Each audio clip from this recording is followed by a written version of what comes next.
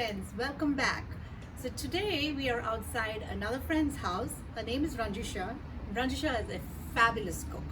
So let's go inside and see what Ranjisha is cooking for us today. Hello. So tell us, Ranjisha, what are we eating today? Today we are going to be eating vegetable cutlets. Oh yeah, Ranjisha, so she's really famous for these vegetable cutlets. Shall we get started? Sure. Okay, go ahead and show me what we're doing. So we have a pan nice and hot here. First we're going to start with cooking the vegetables. So I'm going with some olive oil. I use not the extra virgin olive oil, the regular olive oil for cooking. Okay. And how much do you think? Probably maybe 2 spoons. Okay. Yeah, it all depends on as you keep cooking, if you feel the oil is less, you can keep adding the oil. Okay. But to start with, start with 2 spoons. Okay. Once the oil is nice and hot, we are going to add the onions. This Okay. is finely chopped onions, like 1 large onion. What onion, Ranjisha? Is this red or This white is yellow, onion? yellow onion. Yellow onion. Yellow Okay. onion. Can you use any other kind of onion?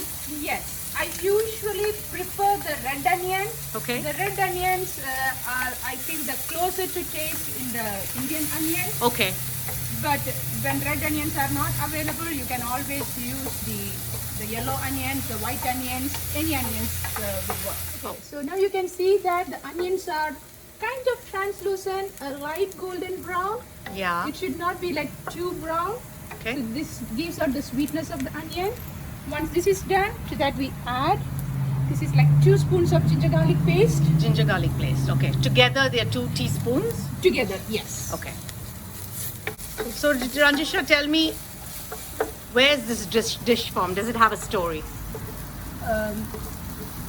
I grew up in Kerala, and for Kerala, one of the things that the Kerala, there are a lot of, along with lot of Malayali Christians, and they would make cutlets for all their festivities, for Christmas and Easter or any of their festivals. Right. And growing up in a vegetarian family, my mom, she was a very enthusiastic cook. She never wanted to deprive us of anything, and just grew up in the vegetarian family, but was introduced to the taste of non-veg through friends. So she wanted to do these things for us in the house. So she would make this cutlets for us. Right. And I have very fond memories of this. My mom, she was a single mom. I lost my dad when I was young, so she had to go to work. Yeah. And she was an awesome cook. And when she had to go to work, evenings when you come back from school, we had to make do with whatever the maids would do in the house. But there were days she would stay in the house. Yeah. And we used to look forward for that day when she was Roll out these cutlets for you. yes. Okay. So you can see that the aroma of the ginger garlic paste Yeah, is I nicely can smell it. fried. So once it gets to this consistency, you add beetroot. This is finely chopped. What I did was I put in a food processor. Okay. It's 1 large beetroot, close to 2 cups. Okay. So it's peeled, it's raw, and it's been chopped. Yes. So you don't have to grate it. You just have to chop it fine. Chop it fine. put Can in it a be food grated? processor. It can be grated. It all depends on how you like your vegetables in the cutlet. Okay. So in my house, me and my family, we all like our cutlets to be a little crunchy. Okay. So the vegetables, should be crunchy. But if you like it softer inside and crunchy Sure. outside, what you can do, you can grate it. Okay. So That was about 1.5 cups or 2 cups? close to 2 cups. It's 2 like cups. 1 large beetroot. Okay. And you fry it. Okay. You don't cook it too much because you want to maintain that Crunchiness. Yeah. Crunchiness. And it's going to cook again when it's fried as a cutlet. Yes. Okay. Wow, it's already smelling so good, Ranjisha. Once you do that, you add same way the carrots. These Okay. are 2 large carrots. Okay. Close to 1.5 cups. Okay. Again, I put this in the food processor. Uh-huh. So that's also chopped about pretty much the same size. Same size. So beetroot and carrot has the same cooking consistency. Okay. So it'll take pretty much the same time. At about the same time. So which Okay. is why, like you have to add vegetables, like at a different level. Yeah. And once it's incorporated, it's close to 1.5 cups of finely chopped green beans. Green beans. Okay. Yeah. So you keep adding the vegetables one at a time. And So we're going to stir this and have it cook. yes, you are not going to cook it completely. Okay. Lastly, the vegetable we are going to add is the green peas. Okay. That's the last one because we don't want to overcook the green peas. So this was frozen green bean. Frozen green peas. Yeah. If you don't have the frozen green peas, alternatively you can add the dried peas, soak it up and cook it a little bit. Don't overcook it. Yeah.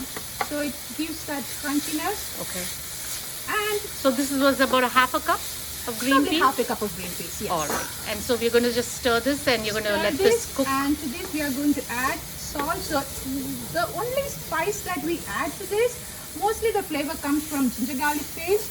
So other than that, all what we are going to add is some chili powder and garam masala. But Okay. we don't cook the garam masala. Garam masala has to be towards the end. Okay. So for the spices, we are going to add a little bit of chili powder. Chili powder is for the taste.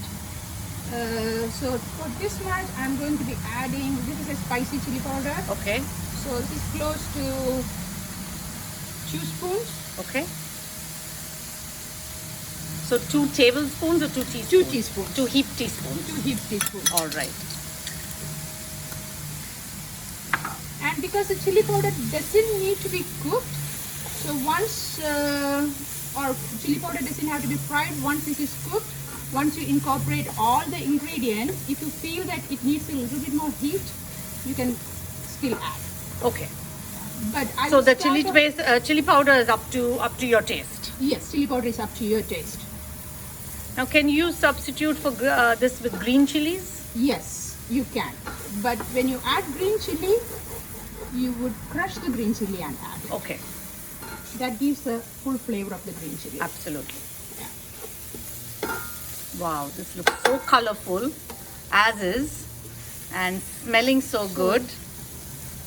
So this is like almost done. Okay.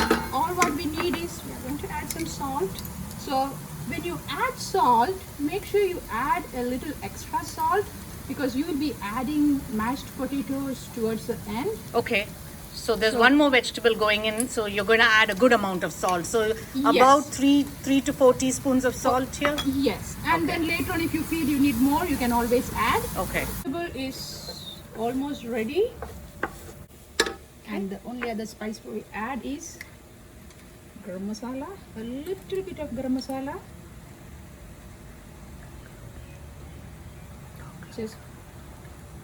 Just a little bit of garam masala, Okay. just for the flavor of it. So about a half a Like teaspoon. half a teaspoon, Okay. about half a teaspoon of garam masala. And like juice Last of that one- goes in is the juice of 1 lime. 1 lime or lemon? 1 lime. Lime. One Okay. lime. So 1 full lime. The Yes. juice of it is the last thing that goes in. So that adds a little bit of Tanginess. sourness and tang to it. Yeah. That's it. And now we leave it for cold, getting it cold. Okay. The So turn it off. One main trick to getting your cutlets perfect is before you add your potatoes, make sure the vegetables are like really, really cold. Okay. Because if you add potatoes when the vegetables are hot, it will be like soggy and it can make the cutlets soggy. Okay. So- All right. So folks, we're going to let this cool and come back, and Ranjisha will show us how we roll out the cutlet. Ranjisha. Okay. So vegetable is nice and cold. To this we are going to add the four medium mashed potatoes. Okay. So you add it, and we already added extra spice and salt, considering the mashed potato. Okay. And to incorporate this very well, I'm going to use a masher. Okay. I use the masher so the potatoes are very well incorporated. So guys, so we have here an appetizer that can be made and kept for a later time. You have a guest over, you just take it out of your freezer and you have a tasty, yummy cutlet ready to serve. And if you think you're going to be using it within a week, you don't even have to freeze it. So I added the potatoes now, and as you can see, you know, like when you take it and when you try to make it the cutlets, you know, it's nice and thick. Yeah, it's binding very well. Binding very well. But you know, sometimes the vegetables, the way we cook, and if you feel that no, like it's not binding very well, a shortcut, a tip is I always keep some mashed potatoes, the dried ones. Store-bought mashed The potato. store-bought mashed potatoes. You just add a little bit to it. Okay. And I can show it on a little bit because this doesn't need it, but still, you know, like you can see that, you know, like you add it, Yeah. and instantly it becomes like nice and thick. You don't even see it because we need as less potato as possible. Potato is only for binding. Okay. So you do not need the flavor of potato. You need the flavor of the vegetables. Perfect. So once you put that dried up mashed potatoes, and then you can see the difference in the binding. Okay. It binds up nice and thick. Right. And we make balls with it. Okay. So we're going to start now rolling out the cutlets. So all you do is roll them out into balls. So you're going to make us a few now. It's a simple mixture of all-purpose flour with water. Just all-purpose flour and water. Just water. And what is the consistency, Ranjisha? Can we see the consistency? That's the consistency. So it's kind of runny. It's kind of runny. You just need it so, you know, like the breadcrumbs will stick to it. If you are making a cutlet with either chicken or meat or turkey or anything, you use the egg. Yeah. But here, you know, like you do, when you make vegetable cutlet, you don't want the taste of egg. So I always try to use the all-purpose flour mixture, and then you roll it in the breadcrumbs. Okay, and this is just store-bought breadcrumbs. This is just store-bought breadcrumbs. You can, if you don't have it, what you do is you can toast the bread and make nice your own. and brown and make your own. Okay. So this is a quick method, one-hand method. She's rolling it. It's dipping into the flour mixture, the batter, and then straight onto the breadcrumbs. Okay.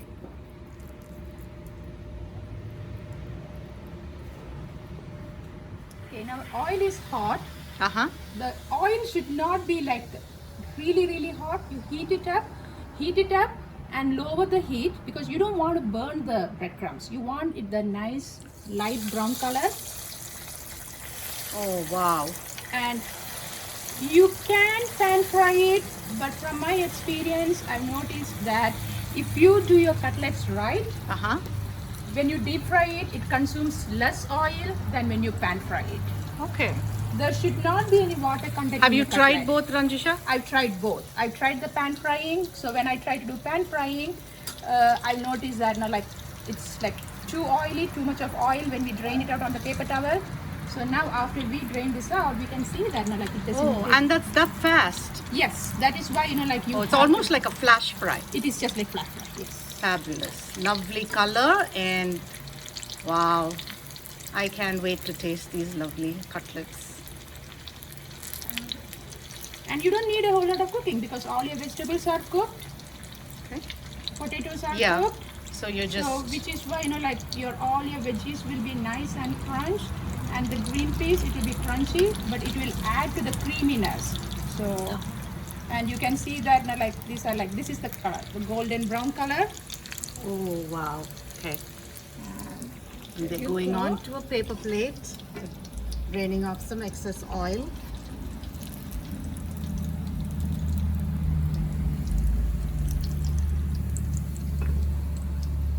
As you can see, there is no extra oil that is draining on the paper towel.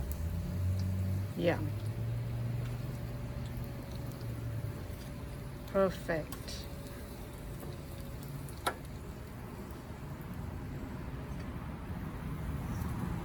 So perfect cutlets. And these Perfect are your cutlets. cutlets. Thank you, Ranjisha. Thank you for having me in your kitchen today, and thank you for sharing it with us. And I'm definitely going to make this, and I'm sure our viewers are going to love watching and trying this out as a snack. And if you like this, please remember to press like and leave us your comments. Thank you all. Bye-bye.